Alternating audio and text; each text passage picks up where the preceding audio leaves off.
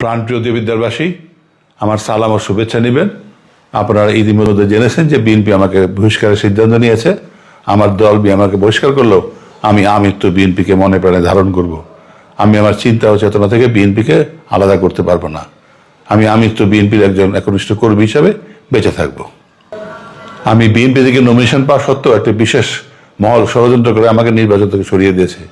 BNP শহীদ president Ziaur রহমানের, দেশনেতা খালেদা জিয়া ও দেশনেতা জনাব তারেক রহমানের দল। আপনারা এটা সবসময় মনে প্রাণে ধারণ করবেন।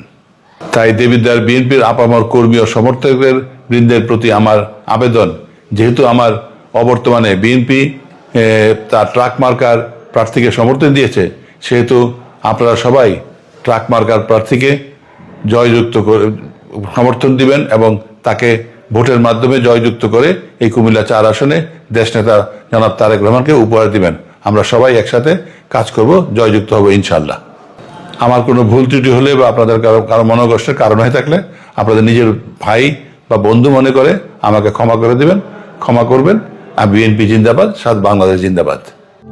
প্রবাসীদের জন্য নির্মাণ হচ্ছে দেশের প্রথম স্মার্ট সিটি, যেখানে থাকছে স্কুল, মসজিদ, হাসপাতাল, সুইমিং পুল, হেলিপ্যাড, পাঠাগার, জিম, সুপারমার্কেট, শিশু পার্ক সহ সকল নাগরিক সুবিধা।